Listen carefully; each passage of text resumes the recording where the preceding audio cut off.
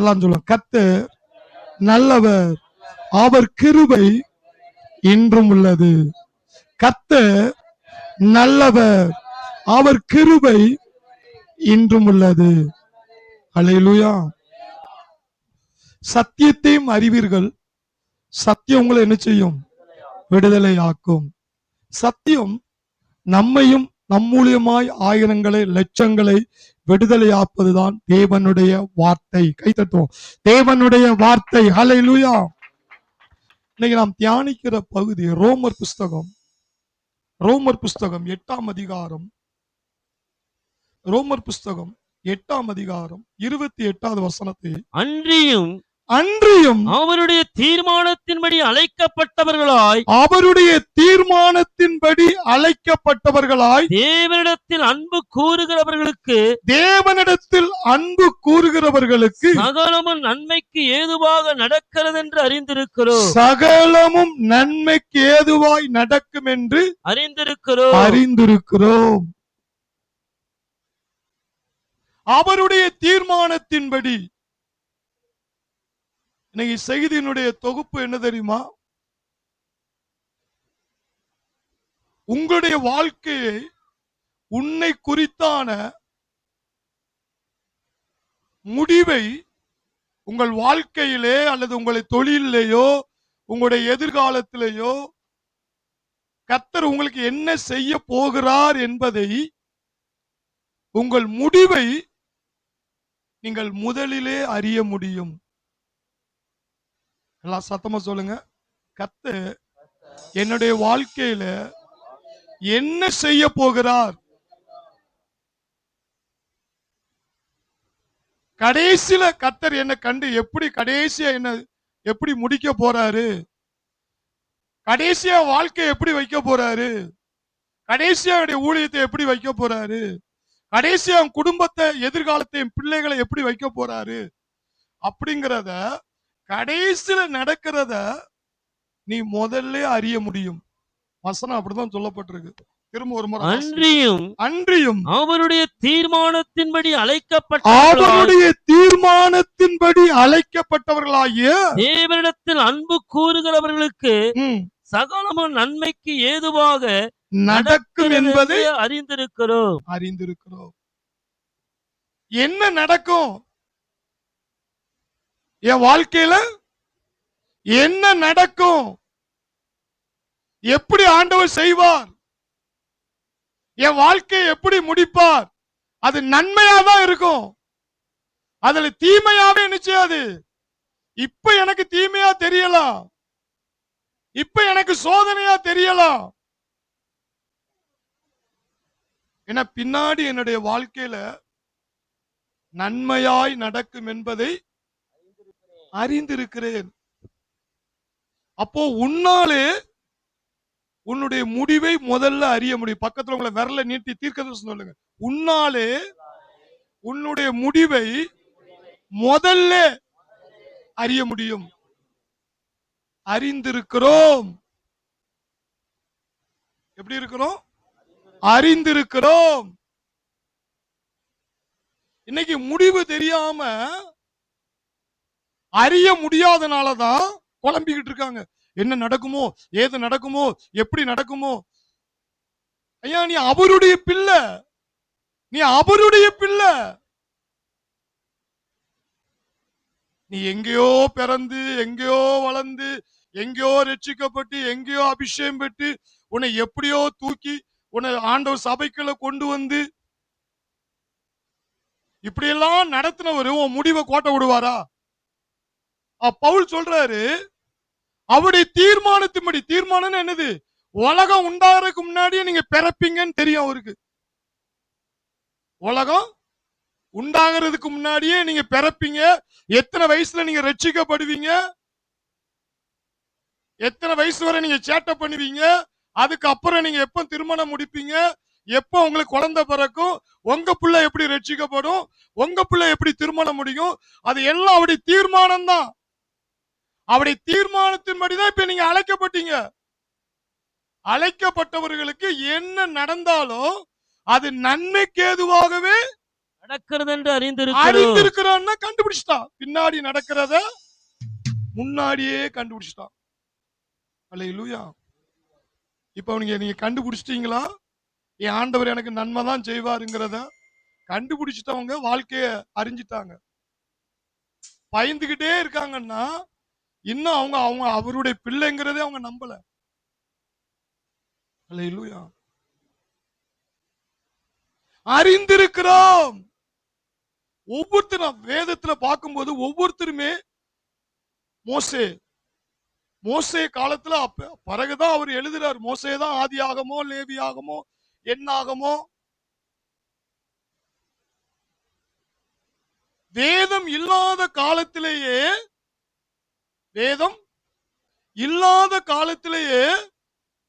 அவர் தன்னுடைய வாழ்க்கையில என்ன நடக்குங்கிறத முதல்ல சொல்றாரு.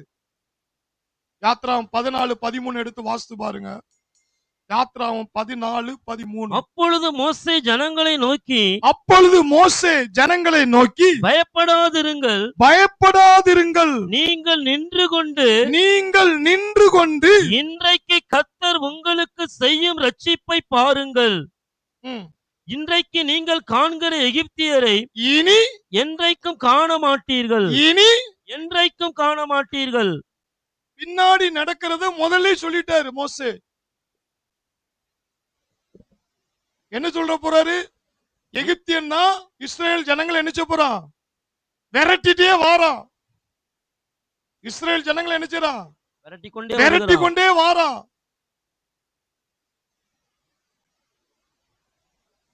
நோய்களை கொடுக்கிறான்.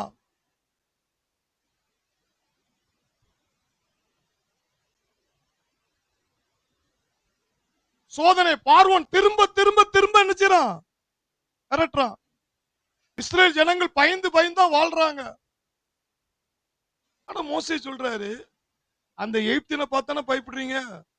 இனி அந்த எகிப்தியனே இன்றைக்கு காணும் எகிப்தியரை இனி என்றைக்கும் காண மாட்டீர்கள். செங்கடல்ல முழு எகிப்தியரையும் நினைச்சு போறாரு, படைய அழிக்க போறாரு. நீ காணும். அப்ப என்னது? பின்னாடி நடக்கிறத முன்கூட்டியே சொல்லிட்டாரு. அப்ப என்னது? அப்பதான் அவர் வேதத்தை அவர் எழுதல. இன்னைக்கு உங்க கையில வேத புத்தகம் கொடுக்கப்பட்டிருக்கு. ஒரு உயிருள்ள புத்தகம் கொடுக்கப்பட்டிருக்கு. அவருடைய பிள்ளைகளுக்கு என்ன செய்வேன், எப்படி காப்பாத்துவேன், எப்படி ஊழியத்தில் அழைச்சேன், எப்படி எல்லாமே பைபிள்ல கொடுக்கப்பட்டிருக்கு. ஆனா மோசே காலத்துல அவர் தான் பைபிள வேதத்தை எழுதணும். அவர் மூலமா தான் தேவன் எழுதணும். அப்பமே சொல்லிட்டாரு, இன்று காணும் எகிப்தியரை என்றைக்கும் காண மாட்டீர்கள். அப்ப என்னது? பின்னாடி நடக்கிறத முதல்ல அவன் அறிந்து விட்டான். ஹல்லேலூயா. வேதம் கையில இல்லாத காலத்திலேயே கர்த்தர் என்ன செய்ய போறார் என்று அறிந்திருப்பானால், உங்க கையில வேதாகமம் உயிருள்ள புத்தகம் இருக்கிறது. உங்களை குறித்து பைபிள்ல என்னெல்லாம் சொல்லி இருக்கிறாரு, அவர் பிள்ளைகளை எப்படி நடத்துவேன் என்று சொல்லி இருக்கிறாரு. இது எதை குறிக்குன்னா, உன்னுடைய வாழ்க்கையின் முடிவை நீ முன்கூட்டியே உன்னால அறிய முடியும். உன்னுடைய வாழ்க்கையில பின்னாடி நடக்கிற காரியத்தை முன்கூட்டியே உன்னால நினைச்ச முடியும். ஏன்னா நீ தேவனுடைய பிள்ளை. அவரிடத்தில் அன்பு கூறுகிறவர்களுக்கு சகலமும் நன்மைக்கு ஏதுவா நடக்குமா? வேதத்துல காலேப் யோசுவா எத்தனை லட்சம் ஜனங்கள் இருந்தாங்க? 20 லட்சம் ஜனங்கள் வழி நடத்தும் பொழுது 20 லட்சம் ஜனங்களை வழி நடத்தும் பொழுது 20 லட்சம் ஜனங்களை வழி நடத்தும் பொழுது அதுல வேவு பார்க்கிறதுக்கு மோசே அனுப்பின எத்தனை பேரு? 12 பேர். அந்த 12 பேர்ல 10 பேர் என்ன செஞ்சான்? துர்ச்செய்தியை கொண்டு வந்தார்கள். ஐயா, அந்த கானானுக்குள்ள போகவே முடியாதான். அங்க போனா முரட்டாட்ட உள்ள மக்களா, அங்க போனா நாம செத்தே போயிருவோம்.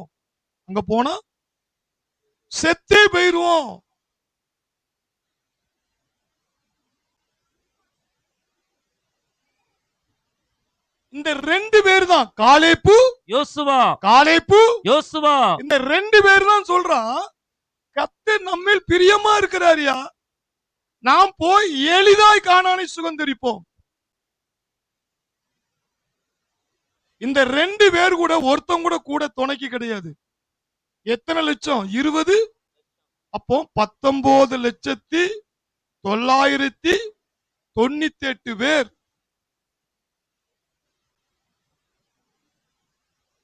அதுல ஒருத்தன் கூட அந்த காலேப்பு யோசுவா கூட்டத்துல சேரவே இல்லை. அந்த 20 லட்சத்துல 2 பேர் தான் தேவனுடைய வார்த்தையை விசுவாசித்து விசுவாசத்துல பேசுறான். வாழ்க்கையில முடிவை முன்கூட்டியே சொல்றான். கர்த்தர் நம்மேல் பிரியமா இருக்கிறாரியா, நமக்காக தானே கானானை வச்சிருக்கிறாரு, நாம் போய் எளிதாய் சுதந்தரிப்போம். என்னாகும் 13:30 எடுத்து வாசித்து பாருங்க இருக்கும். அப்பொழுது காலேப் மோசேக்கு முன்பாக ஜனங்களை அமர்த்தி, ம்.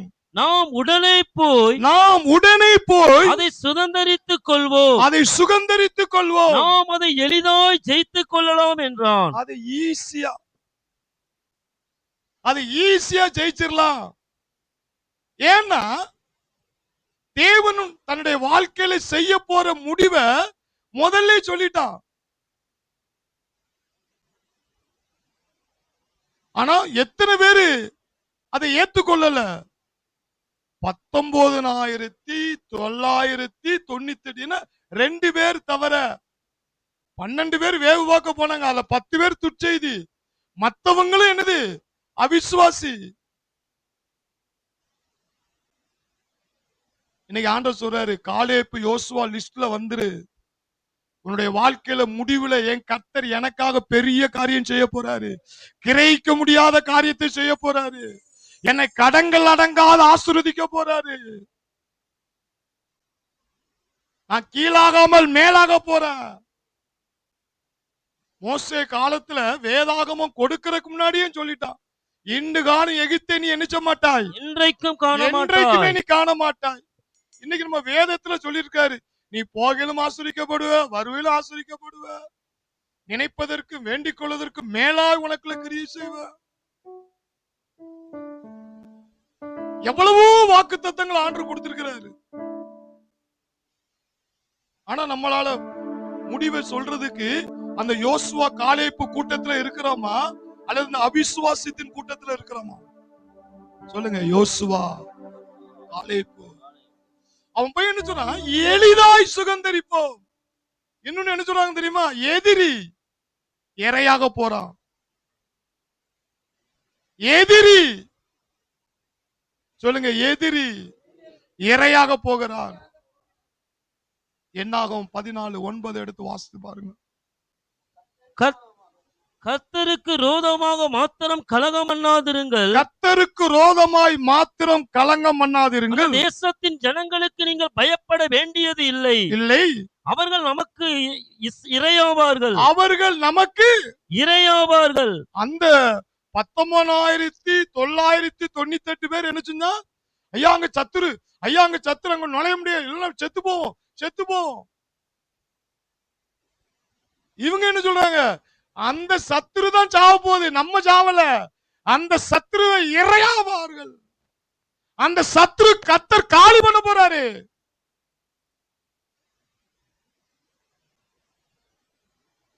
அல்லேலூயா, அல்லேலூயா.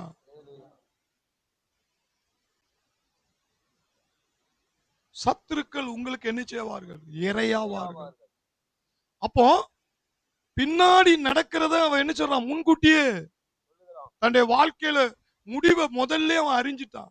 அதுதான் அங்க பவுல் அங்க எழுதுறார், அவரிடத்தில் அன்பு கூறுகிறவர்களுக்கு அவர் தீர்மானத்தின்படி சகலமும் நன்மைக்கு ஏதுவாகவே என்ன செய்து நடக்கிறது என்பதை அறிந்திருக்கிறோம். அல்லேலூயா. சகலமும் நன்மைக்கு ஏதுவாக நடக்கும். யோசேப்பை எடுத்துக்கிறங்க, பின்னாடி நடக்கிற அந்த முடிவை முதல்ல சொல்லிட்டான். ஏன் முடிவை அறிந்திருக்கணும்னா, முடிவை அறியலைன்னா ஒவ்வொரு நாளும் அவன் செத்து செத்து தான் பிழைக்கணும். ஆதியாமத்தின் புஸ்தகம் 37ஆம் அதிகாரம் யோசேப்பை குறித்து பாருங்க. ஆதியாமத்தின் 37:9 எடுத்து வாசிங்க. அவன் வேறொரு சொப்பனம் கண்டு, அவன் யோசேப்பு 2 சொப்பனத்துல 2வது சொப்பனத்துல அவன் வேறொரு சொப்பனத்தை தன் கண்டு, சகோதரரை நோக்கி, ம், நான் இன்னும் ஒரு சொப்பனத்தை கண்டேன். இன்னும் ஒரு சொப்பனத்தை கண்டு, சூரியனும் சந்திரனும் சூரியனும் சந்திரனும் 11 நட்சத்திரங்களும் என்னை வணங்கினது என்றான். 11 நட்சத்திரமும் என்னை வணங்கினது என்றான். வணங்கினது என்றான். என்ன நடந்துச்சு? அவன் அதை ஏத்துக்கொள்ளல பாருங்க. அவங்க பெற்றோர்கள் என்ன செய்யல, ஏற்றுக்கொள்ளல. அவங்க என்ன சொல்றாங்க, இதை அவன் தகப்பனுக்கும் தன் சகோதரருக்கும் சொன்னபோது அவன் தகப்பன் அவனை பார்த்து, நீ கண்ட இந்த சொப்பனம் என்ன? நீ கண்ட சொப்பனம் என்ன? நானும் உன் தாயாரும், நானும் உன்னை பெத்த தாயும் உன் சகோதரரும் தரை மட்டும் குனிந்து உன்னை வணங்க வருவோமோ? உன் கால்ல விழுந்து உன்னை கும்பிடணுமா? அந்த அளவுக்கு நீ என்ன சொப்பனத்தை ரொம்ப இதா சொல்ற என்று அவனை கடிந்து கொண்டான். யோசேப்புக்கு தெரிஞ்சிட்டு எகிப்தின் ஆளுகை ஃபுல்லா நம்ம கண்ட்ரோலுக்குள்ள வரப்போகுது. கர்த்தர் அந்த அளவுக்கு உயர்த்த போறாரு. குடும்பங்களுக்கே நம்ம ஆசீர்வாதமா மாற போறோம் அப்படிங்கிறது யோசேப்புக்கு தெரிஞ்சிட்டு, ஆனா அவன் இருக்கிற நிலைமை என்ன? அதுக்கு சம்பந்தமே இல்ல. ஆனா என்ன, யோசேப்பு ஓப்பனா போய் சொல்லிட்டான். சகோதரர்கிட்ட பெற்றோர்கிட்ட சொல்றான். அவனுக்கு தகப்பனால ஏத்துக்கொள்ள முடியல. ஏன்னா தேவன் காட்டுறது அப்படிதான் காட்டுறாரு. சில நேரங்கள்ல கர்த்தர் உன்னை காட்டுறது, பேசுறது, உன்னை நடத்துறது மத்தவங்களால ஏத்துக்கொள்ள முடியாதுதான். அதை பத்தி நீ கவலைப்படாத.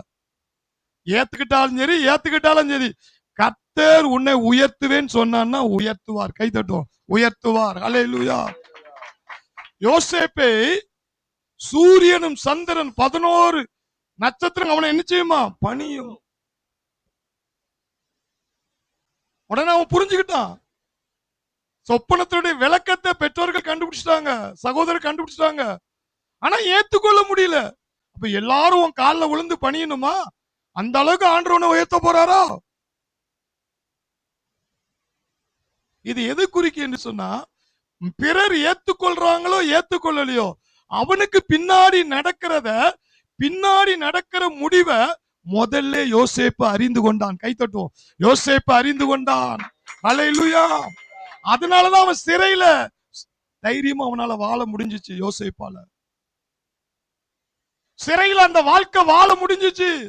போர்த்திபா வீட்டுல 20 காசுக்கா விற்கப்பட்ட நேரத்திலும் கூட அவன் அங்க அழுது, யோசேப்பு பைபிள்ல அழுததாகவோ, எனக்கு ஏன்பா சொப்பனம் கொடுத்தீங்க, ஏன்பா என்னை ஜெயில தள்ளினீங்க, ஏன்பா அந்த சகோதரர் என்ன பகைக்காங்க, ஏன்பா என் பெற்றோர்கள் இப்படி பகைக்காங்க, ஏன் என போர்த்திபா வீட்டுல இப்படி ஒரு சோதனை வந்துச்சு, செய்யாத குற்றத்துக்கு தண்டனை.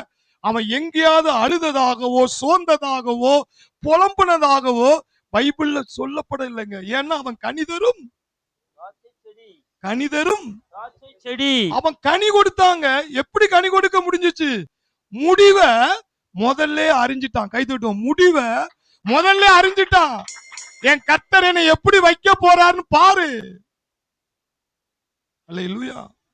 இன்னைக்கு ஆவிக்குரிய பிள்ளைகள் தன்னுடைய வாழ்க்கையில கர்த்தர் என்ன செய்ய போகிறாங்கிற முடிவை முதல்ல அறியாதனாலதான் பயந்து வாழுகிறார்கள்.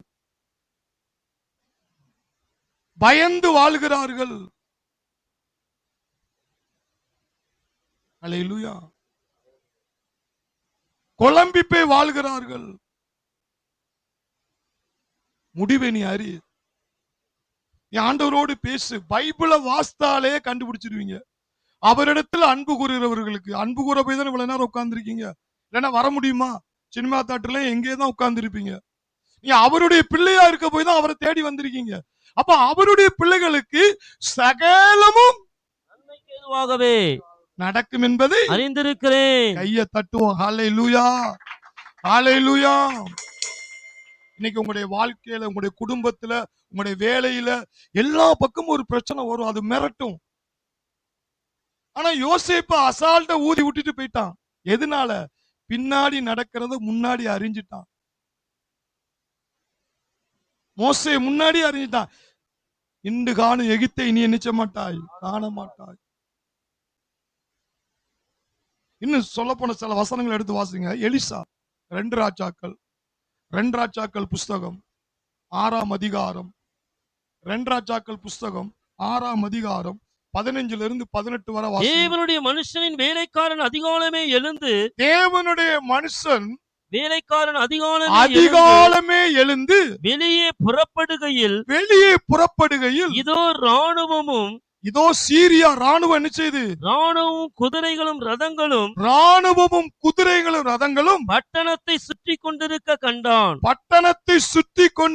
கண்டான். அப்பொழுது வேலைக்காரன் அவனை நோக்கி, ஐயோ என் ஆண்டவனே, என்ன செய்வோம் என்றான். அதற்கு அவன், பயப்படாதே, அவர்களோடு இருக்கிறவர்களை பார்க்கிலும் நம்மோடு இருக்கிறவர்கள் அதிகம் என்றான். ஏன் எலிசா இப்படி சொன்னான்? அவனும் மனுஷன், இவனும் மனுஷன் தானே. எலிசாவுடைய வேலைக்காரன் கேயாசி அவனும் மனுஷன் தான், எலிசாவும் தேவ மனுஷன் தான். ஏன் அவன் தொடநடுங்கி ஆடுறான், இவன் அசால்ட்டா இருக்கான்? பயப்படாத ஐயா, பயப்படாத, அவர்களோடு இருக்கிறவர்கள் நம்மோடு இருக்கிறார்கள் அதிகம். இன்னைக்கு நிறைய பேர் பிரச்சனையை பார்த்து ஏன் பயப்படுறாங்க? சிலர் அசால்ட்டா ஊதி விடுறாங்க. அதுக்கு என்ன காரணம் தெரியுமா? பின்னாடி நடக்கிறத முதல்ல அறிஞ்சிட்டான். எலிசா சொல்றான், பயப்படாத, இப்ப பாரு என்ன நடக்குன்னு. அப்ப அவன் ஏன் அவளை தைரியமா சொல்றான்னா, வாழ்க்கையில என்ன நடக்க போறத அறிஞ்சிட்டான். நான் உயிருள்ள தேவனை ஆராதிக்கிறோம். நம்மளை எப்படி அவன் கொண்டு போட முடியும்?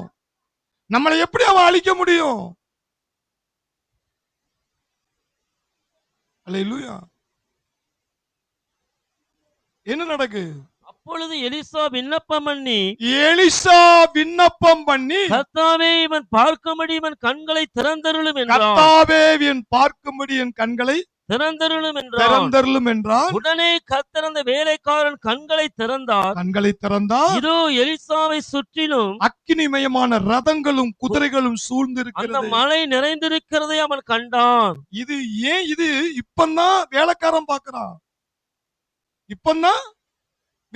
பார்க்கறான். ஆனா எலிசா விசுவாசத்திலே பார்த்துட்டாரு.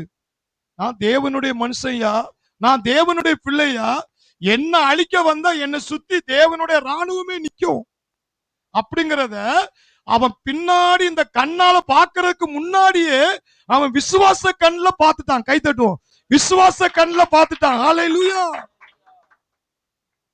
அப்ப இது என்ன தெரியுது? பின்னாடி நடக்கிறத நீ முன்னாடியே பார்க்கணும். நீ வேதத்தை அறியணும். உன் தேவன் எப்படிப்பட்டவர், உன்னை எப்படி பாதுகாப்பாரு. போகும் போதும் காக்கின்றார், திரும்பும் போதும் காக்கின்றார். போகும் போதும் காக்கின்றார், திரும்பும் போதும் காக்கின்றார். இப்போதும் எப்போதும் என்னாலும் காக்கின்றார். இப்போதும் எப்போதும் என்னாலும் காக்கின்றார். ஓ, உதவி வரும் கண்மலை நோக்கி பார்க்கின்றேன். வானம் மையம் படைத்தவரை நான் பார்க்கின்றேன். ஓ, உதவி வரும் கண்மலை நோக்கி பார்க்கின்றேன். வானமும் மையமும் படைத்தவரை நான் பார்க்கின்றேன். கர்த்தர் எல்லா தீங்குக்கும் விலக்கி என்னை காத்திடுவார். கர்த்தர் எல்லா தீங்குக்கும் விலக்கி என்னை காத்திடுவார். அவர் எனது ஆத்துமாவை அனுதினம் காத்திடுவார். அவர் எனது ஆத்துமாவை அனுதினம் காத்திடுவார். ஓ, உதவி வரும் கண்மலை நோக்கி பார்க்கின்றேன். வானமும் மையமும் படைத்தவரை நான் பார்க்கின்றேன். இது எதுக்காக இந்த சப்ஜெக்ட் எடுக்க தெரியுமா? உங்களுடைய வாழ்க்கையில வியாதியோ, ஒரு கடன் பிரச்சனையோ, அல்லது ஏதோ ஒரு எதிர்ப்போ போராட்டமோ வரும்போது, உன்னை மிரட்டும் பொழுது, நீ கர்த்தர் உன்னை கொண்டு பின்னாடி என்ன செய்ய போறாருன்னு தெரிஞ்சாதான் நீ நிம்மதியா வாழ முடியும். இல்லைன்னா ஒவ்வொரு நாளும் நீ செத்து தான் வாழணும். ஏன் அப்பாவை பத்தி எனக்கு தெரியா, நான் அவர் பிள்ளையா ஐயா. நான் ரட்சிக்கப்படாத காலத்திலே என்ன பிசாசு கையில ஒப்பு கொடுக்கல. இப்ப நான் ரட்சிக்கப்பட்டு அவருக்காக வாழும்போது என்ன கொடுத்துருவாரா? அல்லேலூயா. எனக்கு அந்த விசுவாசம் தான். சூரியனும் சந்திரனையும் படைச்சாரு. அது கரெக்டா வேலை செய்தல. ஆட்டோமேட்டிக்கா காலையில விடிஞ்ச உடனே பகல் வந்துருதா, சாயந்திரம் வந்துடும் சந்திரன் வந்துறாரா? இதை இயக்குறது யாரு? தேவன். இதை இயக்குறது கவனமா தேவன் பார்க்கிறாரு. இல்லைன்னா மனுஷன் தூங்க முடியாது, வேலைக்கு போக முடியாது. அத கர்த்தர் கவனமா காக்குறாரு. அப்போ நம்மள அவர் சாயலா படைக்கப்பட்டு நமக்குள்ளே வாழ்றாரு. அப்ப நம்மள கவனக்குறைவா விட்டுருவாரா? உன்னை எப்ப ஆசீர்வதிக்கணும், எப்ப உயர்த்தணும், எப்ப உன் தலையை நிமிர பண்ணணும், எல்லாத்தையுமே எப்படி சூரியன் சந்திரன் ரொட்டீனா வேலை செய்தோ உன் வாழ்க்கைக்குள்ள வந்தவரு எந்தெந்த காலத்துல உன்னை எப்படி எப்படி நடத்தி காத்து போஷித்து உயர்த்தணும் எல்லாமே அறிந்தவர். அதை நீ அறியணும்னு விரும்புறார். கை தட்டும். அறிய விரும்புகிறார். எலிசா முன்கூட்டியே அறிஞ்சிட்டான். வேலைக்காரன் பார்த்த பிறகுதான் தைரியம் வருது. எப்பா, ஒரு தேவ பிள்ளைகளை சுத்தி இவ்வளவு வேலை இருக்கா? இப்ப உங்களை சுத்தி என்ன இருக்குன்னு உங்களுக்கு தெரியுதா? எனக்கு முன்னாடி பாஸ்டர் இருக்காரு, எனக்கு முன்னாடி ஃபுல் ஃபிட் இருக்குன்னு தான் பாப்பீங்க. ஆனா வேதத்தை அறிஞ்சவன் என்ன செய்வான்?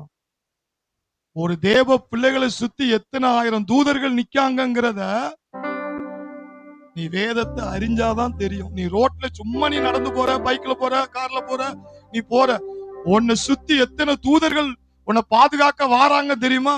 ஒரு மினிஸ்டருக்கு கொடுக்கிற பாதுகாப்பை விட ஒரு தேவ பிள்ளைகளுக்கு பரலோக ராணுவம் கொடுக்குதான். கை தட்டுவோம். பரலோக ராணுவம் கொடுக்குதான். இதை எலிசா அறிந்திருந்தான். அதனாலதான் ஏன்பா பயப்படுற? நீங்க நிறைய பேர் குடும்பத்துல ஒரு பிரச்சனை, ஒரு பண பிரச்சனை, ஒரு வியாதி, ஒரு கணவன் மனைக்குள்ளோ, தாயும் பிள்ளைகளுக்குள்ளோ, அது புஷ்வான மாதிரி பெயருங்க. அதை கூதி விட்டுருங்க. ஏன்னா நீங்க தேவனுடைய பிள்ளை. நீ பின்னாடி நடக்கிறத முன்னாடியே நீ அறிந்திருப்பாய். அவரிடத்தில் அன்பு கூறுகிறவர்களுக்கு சகலமும். யோசேப்பு அதை அறிஞ்சனாலதான் அவன் ஜெயில இருக்கும் போதும் ஊதி விட்டான். அவன் போத்திபா வீட்டுக்குள்ள இருக்கும் போதும் அசரல. ஏன்னா என் கர்த்தர் எப்படி என்ன உயர்த்த போறாரு, எல்லாரும் எப்படி சரண் அடைவாங்க அப்படிங்கறது எனக்கு முன்கூட்டியே எனக்கு தெரியா. அல்லேலூயா. தெரிஞ்சவன் தலையை தொங்க போட மாட்டான். கை தட்டுவோம். தலையை தொங்க போட மாட்டான். அல்லேலூயா. தாவீது 1 சாமுவேல் புஸ்தகம் 17ஆம் அதிகாரம், 1 சாமுவேலின் புஸ்தகம் 17ஆம் அதிகாரம் 46. இன்றைய தினம் கோலியாத்தை பார்த்து மீட் பண்றான் பாருங்க. இன்றைய தினம் கர்த்தர் உன்னை என் கையில் ஒப்பு கொடுப்பார். கர்த்தர் உன்னை என் கையில் ஒப்பு கொடுப்பார். நான் உன்னை கொன்று உன் தலையை உன்னை விட்டு வாங்கி பெலிஸ்தருடைய பாளையத்தின் பிணங்களில் இன்றைய தினம் ஆகாயத்து பறவைகளுக்கும் பூமியின் காட்டு மிருகங்களுக்கும் கொடுப்பேன். அதனால் அப்ப என்ன சொல்றான் பாருங்க, என்ன நடக்க போறத முன்கூட்டியே சொல்றானா? இன்றைக்கு என்ன நடக்குன்னு பாரு. இன்னைக்கு உன் தலை துண்டா போகுது. உன் தலை ஆகாயத்து பறவைகளுக்கு இறையா போகுது. நாளைக்கு இல்ல, இன்றைய தினம்.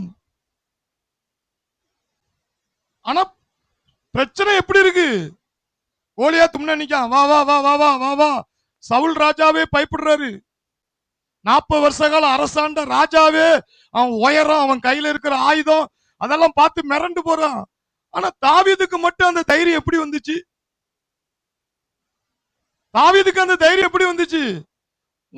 பின்னாடி நடக்கிற முன்கூட்டியே கண்டுபிடிச்சிட்டான். நான் தேவனுடைய பிள்ளை. இவன் கையில என்ன ஒப்பு கொடுக்க மாட்டாரு, அவனதான் என் கையில ஒப்பு கொடுக்க போறாரு. அவன் தலை இன்னைக்கு துண்டா போகுது. அல்லேலூயா. சொல்லிட்டு என்ன சொல்றாரு பாருங்க, அடுத்த அற்புதம் எதுக்காக செய்ய போறாரா ஆண்டவர்? அதனால் இஸ்ரவேலிலே தேவன் ஒருவர் உண்டு என்று பூலோகத்தார் எல்லாரும் அறிந்து கொள்வார்கள். அல்லேலூயா. அற்புதம் என்ன நடக்க போகுது? ஆண்டவர் அவருடைய பிள்ளைகளுக்கு ஏன் அற்புதம் செய்ய துடிக்காரு தெரியுமா? முதல்ல அதை கண்டுபிடிங்க. தாவீது சொல்றான், இப்ப இந்த சத்ருவை சோழி முடிச்சாதான் பூமியில இருக்கிற எல்லாரும் நம்ம ஆண்டவர் தான் ஒரிஜினல் ஆண்டவர். அப்ப அதே மாதிரிதானே நீங்களும் தாவீதை போல, ஆண்டவரே என்ன உயர்த்துங்க, என்ன பயன்படுத்துங்க, என்ன கொண்டு செத்தவனை எழுப்புங்க. அப்பதான் அந்த தூத்துக்குடி பணத்துல இயேசு உண்மையான தேவன் எல்லாரும் கண்டுபிடிப்பாங்கப்பா. எல்லாரும் அறிந்து கொள்ளுவாங்க. ஆஸ்பத்திரியில் ஐசி வார்டில் இருக்கிறவங்க எந்திரிச்சு ஓடி வந்துருவான்.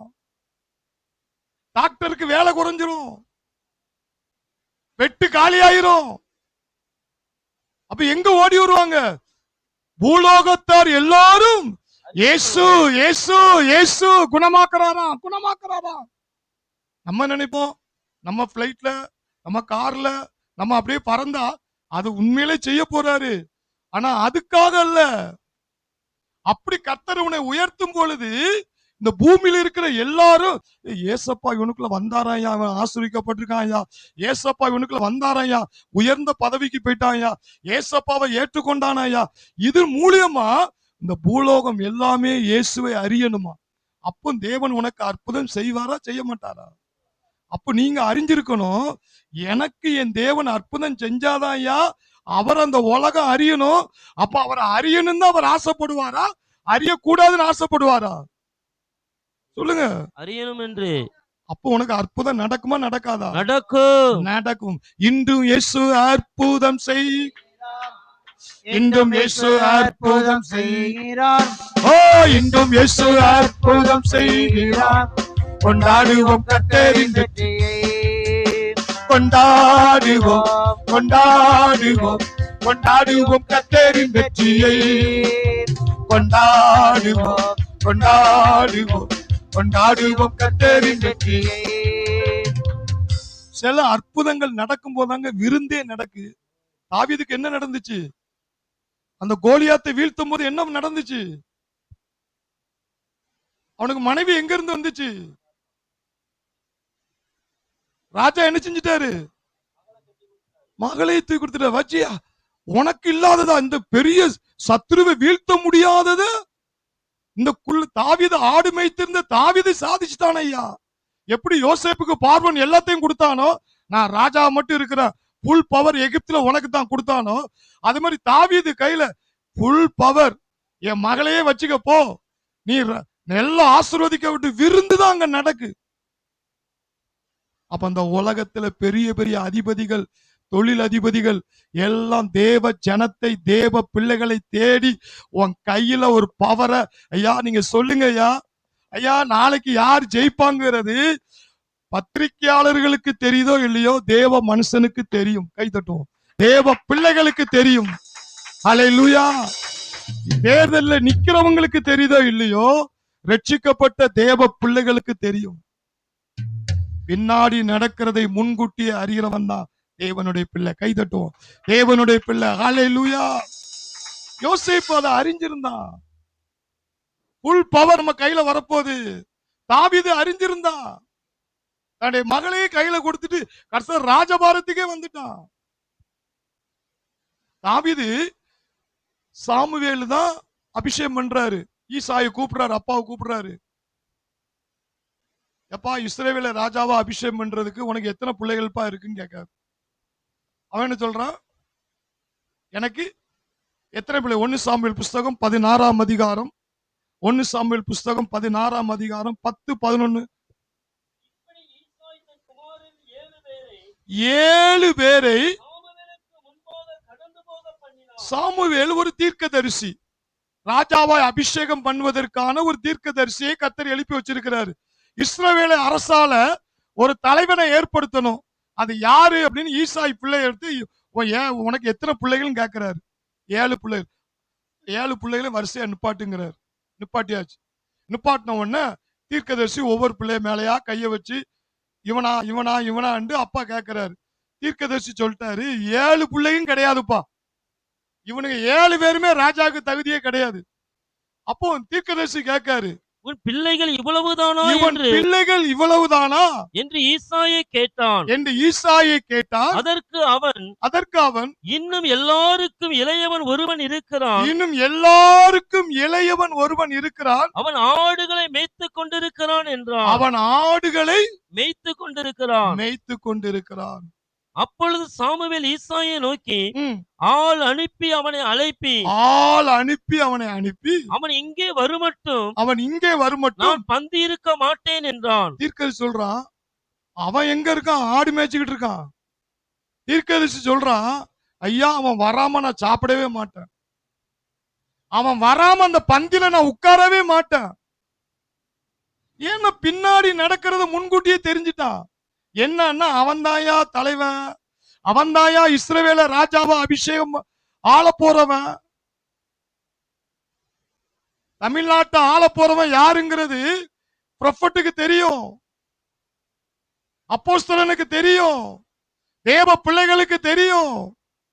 அன்னைக்கு தீர்க்கதரிசி சாமுவேல் சொல்றான்,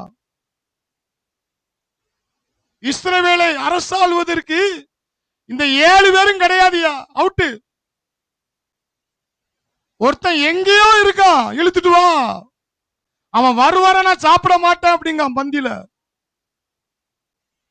இழுத்துட்டு வராங்க தாவீத. என்ன நடக்கும் பாருங்க, 13 வரை வாசிங்க. ஆள் அனுப்பி அவனை அழைப்பித்தான். அவன் சிவந்த மேனியும் அழகிய கண்களும் நல்ல ரூபமுள்ளவனுமாய் இருந்தான். அப்பொழுது கர்த்தர், இவன் தான், நீ எழுந்து இவனை அபிஷேகம் பண்ணு என்றார். அப்பொழுது சாமுவேல் தைல கொம்பை எடுத்து அவனை அவன் சகோதரர் நடுவிலே அபிஷேகம் பண்ணினான். இதுல இருந்து எங்க தெரியுமா? சில நினைப்பாங்க, நான் சும்மா சாதாரணமா வேலை பார்த்துட்டு சாதாரணமா சேர்ல உட்கார்ந்துட்டு ஆராதனைக்கு வந்துட்டு போறேன் அப்படின்னு நினைப்பீங்க.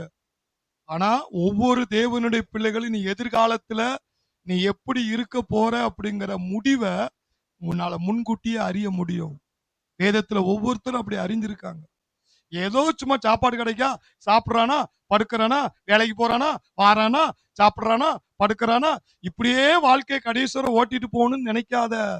கிறிஸ்துவ வாழ்க்கை முடிவை முன்கூட்டியே அறிந்து அந்த லக்கை நோக்கி ஓடக்கூடியவன் தான் கிறிஸ்தவன். கைதட்டும். லக்கை நோக்கி ஓடக்கூடியவன் தான் கிறிஸ்தவன். ஹல்லேலூயா. ஏதோ சிறு பிள்ளை போல நம்ம அப்படியே வாழ்ந்துட்டு இப்படி படுத்துட்டு இப்படி பார்த்துட்டு அப்படி ஒரு இதா வாழக்கூடாது. ஒரு லக்கு, நான் தேவனுடைய பிள்ளை, நான் பிறக்கிறதுக்கு முன்னாடி ஆண்டவர் என்ன முன்குறிச்சிருக்கிறாரு. பிறக்கிறதுக்கு முன்னாடியே தேவன் என்ன நினைச்சிருக்கிற, என்ன முன்குறிச்சிருக்கிறாரியா. என்ன ஆண்டவர் ரட்சித்து ஆண்டவர் அவருடைய பிள்ளையா ஊழியக்காரனா மாத்திருக்கிறார்னா நோக்கம் இல்லாம மாத்த மாட்டாரு. அல்லேலூயா. எங்கேயோ ஆடு மேய்த்தவனை தூக்கி மேல இஸ்ரவேல் நாட்டுக்கு ராஜாவா வச்சாருன்னா உங்களை தூக்கி அவர் மேல வைக்க முடியாதா? இப்ப நீ பாக்குற வேலை, இப்ப நீ பண்ற தொழில், நீ இப்ப இருக்கிற சம்பளம், இதெல்லாம் உன்னை பார்த்தா சாதாரணமா தெரியும். ஆனா என் தேவனுடைய கணக்கு அதல்ல. பின்னாடி நடக்கிறத முன்கூட்டியே நீ அறிஞ்சு வச்சுக்க. நீ எங்கேயோ உட்கார வேண்டிய ஆளு. ஹல்லேலூயா. எத்தனை பேருக்கு ஆசீர்வாதமா கர்த்தர் உன்னை உட்கார வைக்க போறாரு? கைதட்டும். உட்கார வைக்க போறாரு. சின்னவனை ஆயிரமாய் பெருக்கும் வல்லமை, சிறியவனை பலத்த ஜாதியாக்கும் வல்லமை, சின்னவனை ஆயிரமாய் பெருக்கும் வல்லமை, சிறியவனை பலத்த ஜாதியாக்கும் வல்லமை, ஜீவனுக்கு ஈடாக ஜனம் பெற்றிட, ஜீவனுக்கு ஈடாக ஜனம் பெற்றிட, பெரிய காரியங்களை செய்யும் வல்லமை, பெரிய காரியங்களை செய்யும் வல்லமை, வல்லமை வல்லமை, வானபூமியாவும் வாழும் வல்லமை, வல்லமை வல்லமை, வானபூமியாவும் வாழும் வல்லமை. பவுல் சொல்றார் பாருங்க, ரோமர் 8:37. ரோமர் 8:37 36 இருந்தே வாசிங்கன்னா பாடுகளை சொல்றாரு. கிறிஸ்துவின் அன்பை விட்டு நம்மை பிரிப்பவன் யார்? உபத்திரவமோ. உன் வாழ்க்கையில பல உபத்திரம் வரலாம்.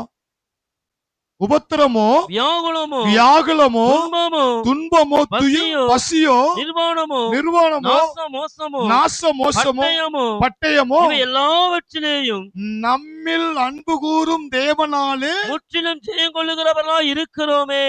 36 பாடுகளின் பட்டியல போட்டாரு. 37 என்ன சொல்றாரு? இவ்வளவு வந்தாலும் எனக்கு முடிவு தெரியும்யா.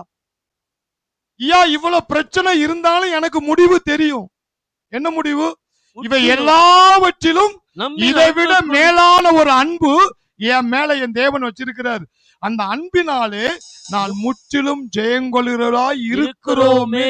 ஜெயங்கொள்ளு, நல்லா பாருங்க, ஜெயங்கொள்ளுவோம் இருக்கா, ஜெயங்கொள்கிறவராய் இருக்கிறோமே. இருக்கிறோமே. நம்ம என்னன்னா 36ல உள்ளதான் பார்த்துக்கிட்டே இருப்போம். எனக்கு பிரச்சனை, எனக்கு தலைவலி, எனக்கு சோதனை, எனக்கு நெருக்கடி. ஐயா, இது அத்தனையும் ஒழுங்கக்கூடிய ஒரு அன்பு இருக்கு. அத்தனையும் மேலா இருக்கக்கூடிய ஒரு அன்பு இருக்கு. அந்த அன்பு உன் மேல தேவன் வச்சிருக்கிறனால நீ எல்லாத்தையும் அல்வா சாப்பிடுற மாதிரி சாப்பிட்டு விழுங்கிருவ. நீ ஜெயிச்சிருவ. நீ தோக்க மாட்ட. கை தட்டுவோம், தோக்க மாட்ட. ஹல்லேலூயா. என்னில் அன்பு கூறும் தேவனாலே முற்றிலுமாய் நான் ஜெயம் கொண்டேனே. என்னில் அன்பு கூறும் தேவனாலே முற்றிலுமாய் நான் ஜெயம் கொண்டேனே. முற்றிலுமாய் நான் ஜெயம் கொண்டேனே. அல்லேலூயா, அல்லேலூயா, ஜெயம் ஜெயமே. அல்லேலூயா, அல்லேலூயா, ஜெயம் ஜெயமே. அல்லேலூயா, அல்லேலூயா, ஜெயம் ஜெயமே. அல்லேலூயா, அல்லேலூயா, ஜெயம் ஜெயமே. அட்டுக்குட்டி ரத்தத்தால் ஜெயித்திடுவோம், சாட்சியின் வசனத்தால் ஜெயித்திடுவோம். அட்டுக்குட்டி ரத்தத்தால் ஜெயித்திடுவோம், சாட்சியின் வசனத்தால் ஜெயித்திடுவோம். சாட்சியின் வசனத்தால் ஜெயித்திடுவோம். அல்லேலூயா, அல்லேலூயா, ஜெயம் ஜெயமே. அல்லேலூயா, அல்லேலூயா, ஜெயம் ஜெயமே. அல்லேலூயா, அல்லேலூயா, ஜெயம் ஜெயமே. அல்லேலூயா, அல்லேலூயா, ஜெயம் ஜெயமே. பிசாசு பொய்யங்க, அவன் பொய்யே தான் உங்கள்ட்ட ஊதிக்கிட்டே இருப்பான். அவனுக்கு பேர் என்னெல்லாம் இருக்கு தெரியுமா? திருடன். என்ன திருடுவான்? அந்த வசனத்துக்கு உனக்குல புரியாத அளவுக்கு திருடுவான். அடுத்தது மெயின் என்ன தெரியுமா? அவன் வல்லமை உள்ளவன் கிடையாது.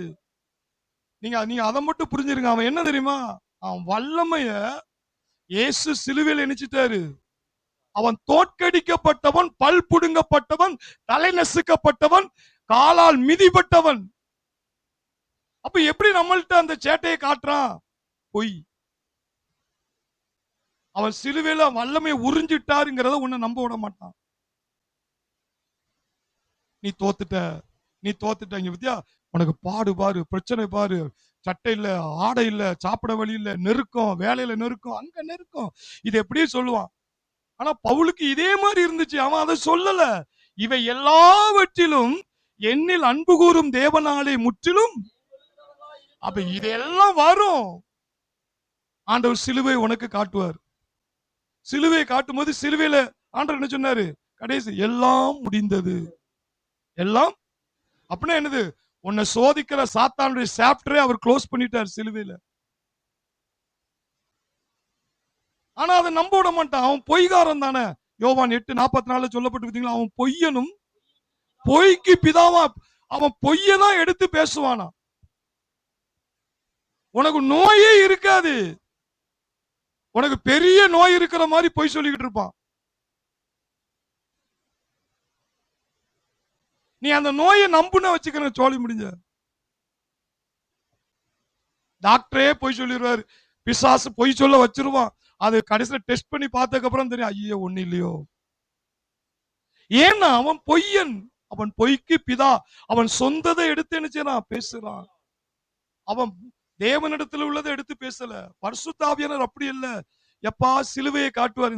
உங்க அப்பா உனக்கு நோயே இருக்கட்டுமே, அந்த நோயை சிலுவையில வேரோட அழிச்சிட்டாருப்பா, அதுதான் உண்மைங்கிறத சொல்லுவாரு. ஆனா அந்த பிசாசு என்ன சொல்லுவான் தெரியுமா? இல்ல, அது பயங்கரமான நோயா, அது அந்த நோய் வந்து குணமாக்கவே முடியாதா, அந்த கேன்சர்ல அங்க செத்து போனாங்களாம், கேன்சர்ல இங்க செத்து போனாங்களாம். அப்படியே பொய் சொல்லிக்கிட்டே அப்படியே அந்த பொய்யை நீ உள்வாங்க உள்வாங்க உனக்கே அந்த சிம்டம்ஸ் மாதிரி தெரியும். நீ உடனே சாத்தானுடைய ரகசியத்தை கண்டுபிடிக்கணும். எனக்கு சாத்தானே, எனக்கு முடிவு ஏற்கனவே தெரியும். என்னுடைய முடிவை நான் முதல்ல கண்டுபிடிச்சிட்டேன். எப்படி கண்டுபிடிச்சீங்க? சிலுவையிலே என் நோயை அழித்து விட்டார். கை தட்டுவோம். சிலுவையிலே என் நோயை அழித்து விட்டார். மெய்யாகவே மெய்யாகவே என் பாடுகளை, துக்கங்களை, நோய்களை அவர் சுமந்தார். மரணத்தின் அதிபதியான பிசாசானவனை இயேசு தம்முடைய மரணத்தினால் அழித்து ஜீவகாலம் எல்லாம் என்னை மரண பயத்தில் அடிமைத்தனத்திலிருந்து என்னை விடுதலை ஆக்கிவிட்டார். நான் வியாதிக்கு அடிமைத்தனமா இல்ல, அந்த அடிமைத்தனத்திலிருந்து சிலுவையின் மரணத்தினால் என் அப்பா என்னை விடுதலை ஆக்கிட்டாரு அப்படின்னு ஆவியானவர் சொல்லுவாரு. ஆனா பிசாசு என்ன சொல்லுவான், இல்ல அங்க ஒருத்தர் செத்து போனாங்களா, இங்க ஒருத்தர் செத்து போனாங்களா, அதே மாதிரி திடீர்னு வந்துட்டுன்னா, ஐயா நான் தேவனுடைய பிள்ளையா, நான் தேவனுடைய பிள்ளையா, என்னை தேவர்களாய் வைத்திருக்கிறார்களையா, நோயை அழிக்கிறதுக்குன்னே அப்பா எனக்குள்ள வந்திருக்கிறாரியா அப்படிங்கிறத ஆவியானவர் சொல்லுவாரு.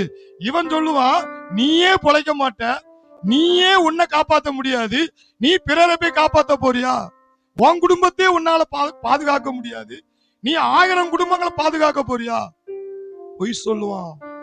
அதை நம்பாத. சொல்லுங்க, அவன் பொய்யனும் பொய்க்கு பிதாவுமாய் இருக்கிறான். பவுல் சொல்றார், இவை எல்லாவற்றிலும் என்னில் அன்பு கூறும் தேவனாலே முற்றிலும் ஜெயங்கொள்கிறவர்களாய் இருக்கிறோமே. படிக்கிற பிள்ளைகளுக்கு ஆண்டவர் சொல்லுற ஒரு வார்த்தை, தேர்வு காலம், ரிசல்ட் காலம். சிலர் கடினமான படிப்புகளை படிக்கிறாங்க. இந்த படிப்புல இத்தனை பேப்பர் என்னால பாஸ் பண்ண முடியுமா, அல்லது நான் ஜெயிக்க முடியுமா அப்படின்னு நீங்க நினைக்கலாம். ஆனா இன்னைக்குள்ள செய்தி அவங்க திரும்ப திரும்ப கேட்டாங்க, முடிவை ஒரு தேவ பிள்ளைகளை முன்கூட்டியே அறிய முடியும். என்னால அத்தனை பேப்பரையும் பாஸ் பண்ண முடியும்யா, என்னால நல்ல மதிப்பெண் எடுக்க முடியும்யா, என்னால ஒரு அதிகாரியா நான் டெஸ்ட்ல பாஸ் பண்ணி அந்த நிலைமைக்கு போக முடியும் அப்படின்னு நினைக்கணும். பின்னாடி நடக்கிறது முன்கூட்டியே அறிய முடியும். எப்படி அறிய முடியும்? இந்த வேதாகமம் தான். 1 கொரிந்தியர் 1:31 எடுங்க எல்லாரும். 1 கொரிந்தியர் 1:31. அவரே தேவனால் நமக்கு ஞானமும் நீதியும் பரிசுத்தமும் மீட்புமானார். ஞானம் இருக்கா? இந்த வசனம் இத நல்ல ஆழமா படிச்சு மனித ஆவிக்குள்ள செலுத்தினாங்கன்னா அவங்க வாழ்க்கையில பின்னாடி பாஸ் பண்ண போற முடிவை முன்கூட்டியே அறிஞ்சிருவாங்க. ஐயா ஒரு 4 பேப்பர் பாஸ் 2 பேப்பர் அவுட் ஆக அந்த அளவுக்கு எனக்கு ஞானம் இருக்குயா, அல்லது 3 பேப்பர் பாஸ் ஆகிருவான் ஐயா, 3 பேப்பர் அல்லது ஒரு சில இதுல செண்டம் போட்டுருவான் ஐயா, ஒரு இதுல செண்டம் போட முடியாதுயா. எல்லாத்துலயும் செண்டம் போட முடியும். ஏன்னா அவர் உனக்கு பாஸ் பண்ணக்கூடிய ஞானத்தை தரல, அவரே உலகத்தை படைச்ச கடவுளையே உனக்கு டெஸ்ட் எழுத தந்திருக்கிறாராம். நீ அந்த வசனத்துடைய அர்த்தம் அதுதான். ஏதோ ஒரு கையளவு ஞானத்தை உனக்கு தரல, நீ 2 பேப்பர் பாஸ் பண்ணக்கூடிய அளவுக்கு ஆண்டவர் ஞானத்தை தரல. படிக்கிற பிள்ளைகள் இந்த செய்தியை கேட்கிறவங்க, நான் நல்லா ஸ்கோர் பண்ணணும், நான் அந்த வசனம் உள்ள போயிடணும். என் தேவன் நான் நல்ல மார்க் எடுக்க, நல்ல மதிப்பெண் எடுக்க, எத்தனை பேப்பர்னாலும் என்னால பாஸ் பண்ண முடியும். ஏன்னா எனக்கு பாஸ் பண்ணக்கூடிய ஞானத்தை தரல, அவரையே, கடவுளையே, தேவனையே எனக்கு ஞானமா தந்திருக்கிறார். கை தட்டும். எனக்கு ஞானமா தந்திருக்கிறார்.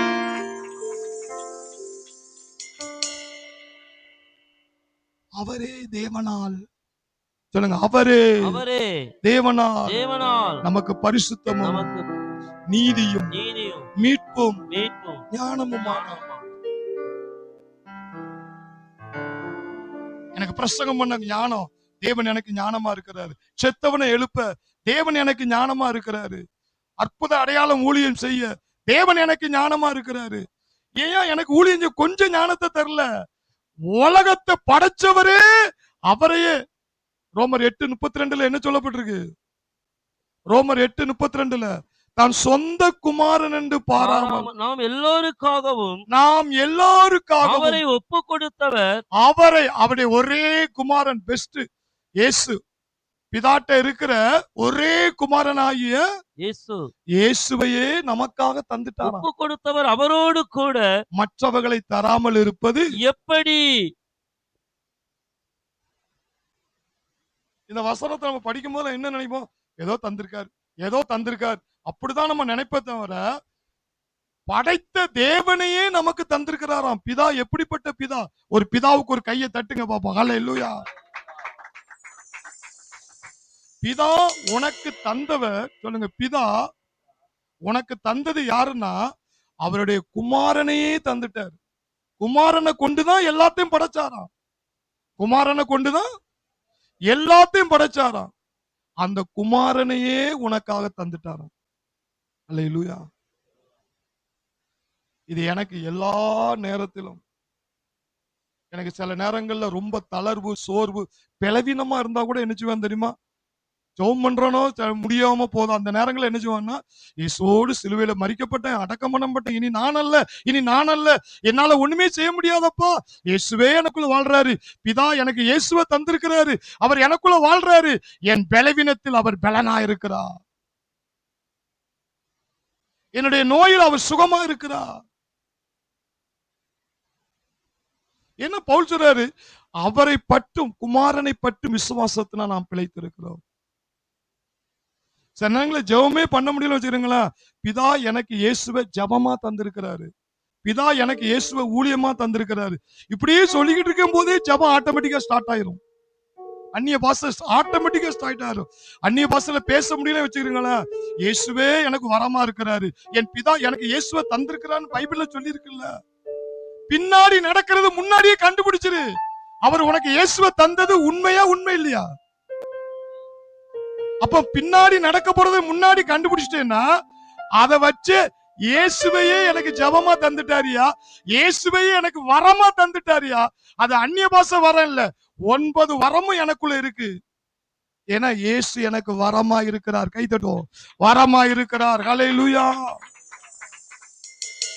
பின்னாடி நடக்கிறத முன்கூட்டியே ஒருத்தன் அறிஞ்சிட்டான்னா உன் வாழ்க்கையில நடக்க போற ஆசீர்வாதம்லாம் கிரகிக்க முடியாது. யோசேப்ப சிகப்பு கம்பளி விரத்தி நினைச்சாங்களா, அவனை ரதத்துல ஏத்தி எங்க கடந்தான்? குழிக்கல கடந்தான். எங்க கடந்தான்? குழியில கடந்தான். அவன் என்ன வேலை பார்த்தான்? ஆடு மேய்க்கிறவன். எங்க கொண்டு போயிட்டாரு? எகிப்துக்கு அதிபதி. எப்படி அவன் நடந்து வர்ற பாதைகள், அவன் ரதம் வர்ற இடங்கள்ல சிகப்பு கம்பளி விதைத்து ரதத்துல ஏத்தி அவனை பவனி கொண்டு வர்ற மாதிரி கொண்டு வராங்கன்னா, எதனாலன்னா அவன் ஜெயில இருக்கும் போதே, கூழ் குடிக்கும் போது, அவன் பிராணன் இரும்பினால் அடைக்கப்படும் பொழுதே பின்னாடி நடக்கிறதை முன்கூட்டியே அறிந்து விட்டான். கைதட்டுவோம். முன்கூட்டியே அறிந்து விட்டான். ஹல்லேலூயா. இன்றைக்கு இந்த செய்தியை கேட்கிற ஒவ்வொரு தேவனுடைய பிள்ளைகளும் பின்னாடி நடக்கிறதை ஆண்டவர் தம்முடைய பிள்ளைகளுக்கு என்ன ஆசீர்வாதத்தை வைத்திருக்கிறார் நீ முன்கூட்டியே அறிவாயானால் வாழ்க்கையில நீ கவலைப்பட மாட்டாய், நொந்து நொந்து வாழ மாட்டாய், எப்பொழுதும் சந்தோஷமாயிருப்பாய். ஏனென்றால் என் தேவன் தம்முடைய பிள்ளைகளுக்கு கொடுத்த வாக்குத்தத்தம் ஒரு நாளும் பொய்யாகாது.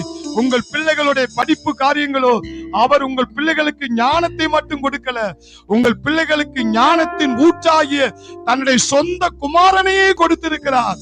உங்கள் பிள்ளைகள் அதை விசுவாசிக்கும் பொழுது அதை யோசேப்பை போல உயர்த்தப்படுவார்கள், தானியேலை போல உயர்த்தப்படுவார்கள். அனாதை, தாய் தகப்பன் இல்லாத அனாதை எஸ்தரை பட்டத்து ராணியாய் மாற்றினாரே, அந்த தேவன் தான் இன்றைக்கு உயிரோடு இருக்கிறார். நீ அனாதை அல்ல, சர்வ வல்லமையுள்ள தேவனுக்கு நீ பிள்ளையாய் பிறந்திருக்கிறாய்.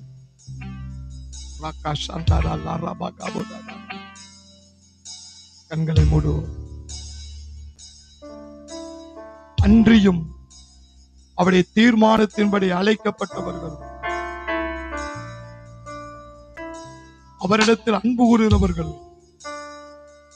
சகலமும் நன்மைக்கு எதுவா நடக்கும் என்று அறிந்திருக்கிறார். இப்ப வாழ்க்கையில ஏதோ ஒரு பிரச்சனை வந்து உன்னை பயங்காட்டிக்கிட்டு இருக்கலாம், நீங்க அதை பார்த்து சவால் விடுங்க. யோசேப்பு சவால் விட்டான், தானியேல் சவால் விட்டான், தானியேல் சிங்க கெபியில இருந்து சவால் விட்டான்.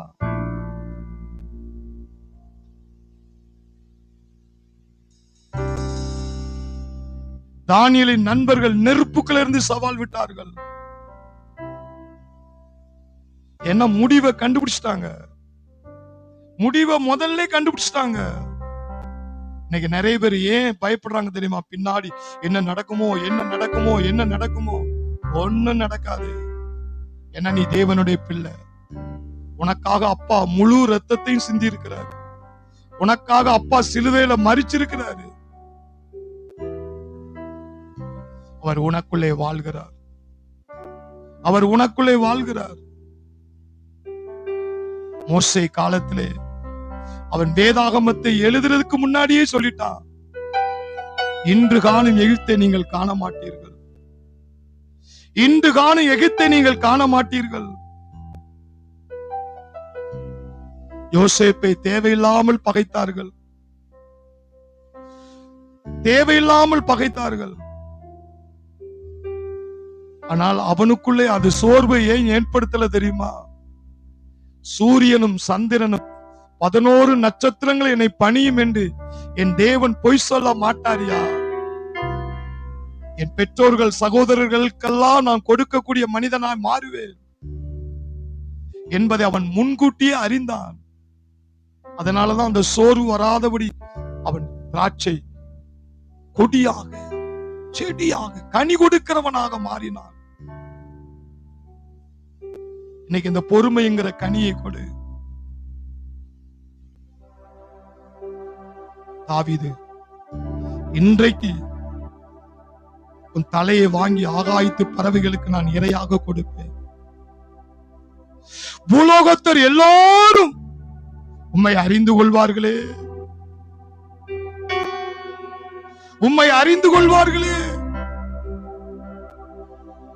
ஆண்டவர் உன்னை எதற்காக உன்னை தெரிந்து கொண்டார் தெரியுமா? உன் பேர் புகழ் வருவதற்காக மாத்திரம் அல்ல. உன்னை ஆசீர்வதித்தா, உன்னை பயன்படுத்தினா, உன்னை கொண்டு ஒரு 10 பெணங்களை எழுப்புனா, இந்த பூமியில எல்லாம் என் நாம மகிமைப்படுமே, முக்கு மூல சந்தி எல்லாம் இயேசு இயேசு என்று அறியப்படுமே, பூலோகத்தர் எல்லோரும் அறிந்து கொள்ளும்படி இந்த பெலிஸ்தரை நான் கொல்ல வேண்டும். கர்த்தர் அதற்காகவாது உன்னை பயன்படுத்த போகிறார். நீ ஆசீர்வதிக்கப்படணும், நீ உயர்த்தப்படணும், பிறர் அதை பார்த்து இயேசுவை சொந்த இரட்சகரா ஏற்றுக்கொள்ளணும்.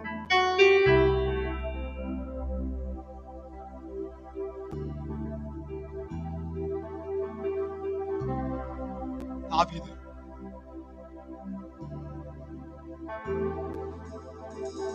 அவன் தகப்பன் விருந்து பண்ணும் பொழுது 7 பிள்ளைகளை விருந்துக்கு அழைத்திருக்கிறார். கடைசி பிள்ளை தாவீது அவன் குடும்பத்தாலே புறக்கணிக்கப்பட்டிருக்கிறான். அந்த விருந்துக்கு தகப்பன் அழைக்காதபடி அவனை மாத்திரம் ஆடு மேய்க்க அனுப்பிவிட்டான். ஆனால் பரலோகத்தின் கண்கள் பார்க்கிறது. சாமுவேல் தீர்க்கதரிசி சொல்ற, அவன் வராமல் நான் பந்தியில சாப்பிட மாட்டேன். இந்த 7 பேரும் தலைவன் அல்ல, அவனை இழுத்து கொண்டு வாருங்கள். அவனை அழைத்து கொண்டு வரும் பொழுது கர்த்தர் சாமுவேலிடத்திலே பேசினார், இவன் தான் இஸ்ரவேலுக்கு ராஜா, இவனை அபிஷேகம் பண்ணு. இதுல இருந்து என்ன தெரியுமா? நீ இப்ப எந்த நிலைமையில இருந்தாலும் சரி, கர்த்தர் உன்னை எப்படி வைக்க போறார் என்பதை உனக்கு முன்கூட்டியே உணர்த்தியிருப்பார், பேசியிருப்பார்.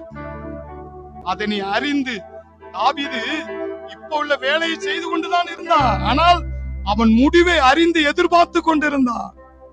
அதே போல கர்த்தர் இன்னைக்கு உன்னோடு பேசுகிறார். உனக்கு ஒரு எதிர்காலம் இருக்கிறது, உனக்கு ஒரு எதிர்காலம் இருக்கிறது. அது நீ எந்த முக்குல மூலையில இருந்தாலும் ஆடு மேய்த்தனை இழுத்து பிடிச்சு சாமுவேல் அபிஷேகம் பண்ணது போல கர்த்தர் உன்னை பயன்படுத்துற காலம் வரும் பொழுது எந்த மனிதனும் குறுக்க வர முடியாது, எந்த சத்ரு உன்னை குறுக்க வர முடியாது.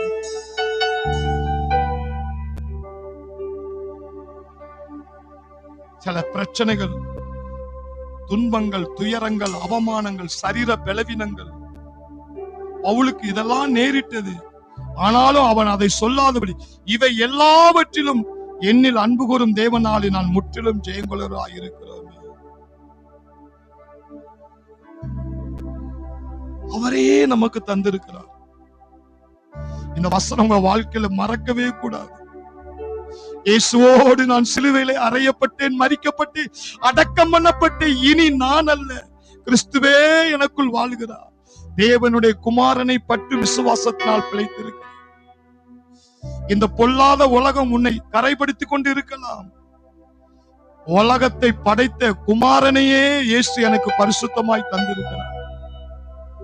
உனக்குள்ளே அவர் நீதியாய் வாழ்கிறார். அவர் உனக்கு மீட்பாய் இருக்கிறார்.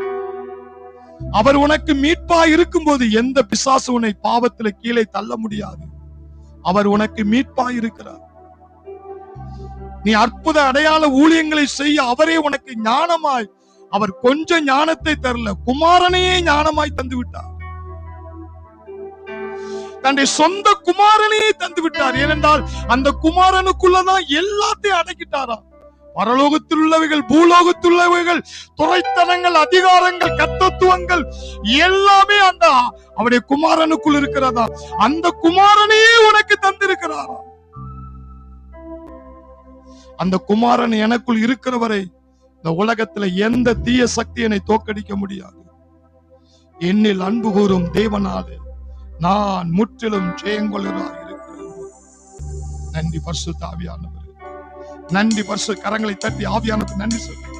பரிசுத்த ஆவியானவரே, நீர் கொடுத்த வார்த்தைக்காக ஸ்தோத்திரம். உம்முடைய அபிஷேகப்பட்ட வார்த்தைக்காக ஸ்தோத்திரம்.